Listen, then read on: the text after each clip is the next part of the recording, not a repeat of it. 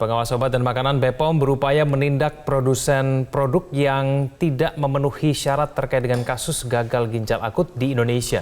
BPOM berkoordinasi dengan Barreskrim Polri untuk menindak 2 industri farmasi.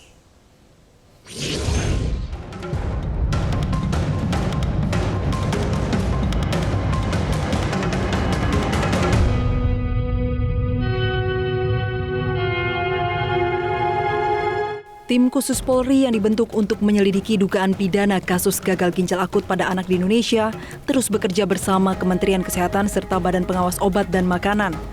Dalam tahap penyelidikan, Barreskrim Polri mengumpulkan seluruh bahan-bahan yang dibutuhkan yang kemudian akan dianalisa oleh penyidik. Kadif Humas Polri Irjen Pol Dedi Prasetyo mengatakan, sejauh ini Barreskrim telah menggelar rapat joint investigasi dengan Kemenkes dan Badan POM soal dugaan tindak pidana yang dilakukan 2 perusahaan farmasi. Namun ia belum bisa menyampaikan materi rapat karena menunggu bahan dari Ketua Tim Investigasi, Brigjen Pol Pipit Trismanto. Ini sifatnya masih penyelidikan dulu, jadi mengumpulkan seluruh bahan-bahan yang dibutuhkan oleh penyidik, kemudian menganalisa dan tentunya apabila nanti sudah cukup, alat buktinya akan ditingkatkan dari penyelidikan menjadi penyidikan. Ini semuanya masih berproses.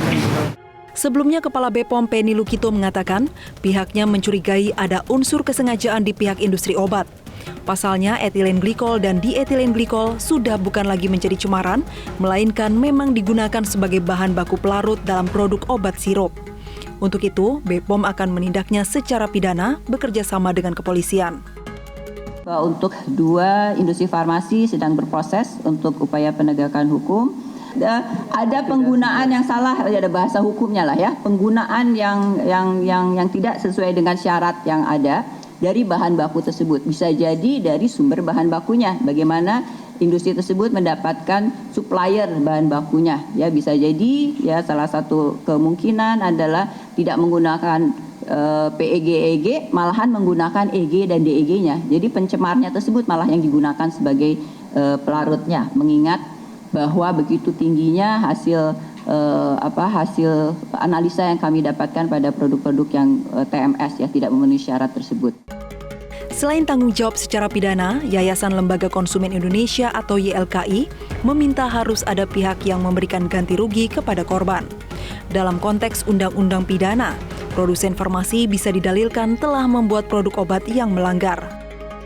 Saya kira ini harus ada pihak-pihak yang bertanggung jawab secara tanggung renteng dan saya kira memang harus ada proses pidana karena ini kan apa yang kejadian ini telah menjadikan kerugian yang sangat besar bagi masyarakat dan kerugian nyawa itu tidak ada bandingannya dan pada konteks Undang-Undang Perlindungan Konsumen produsen farmasi ini bisa kita dalilkan telah membuat satu produk obat yang tidak standar dan itu melanggar undang-undang. Berbagai undang-undang telah dilanggarnya dan tentu harus ada proses pidana yang dijalankan oleh pihak kepolisian.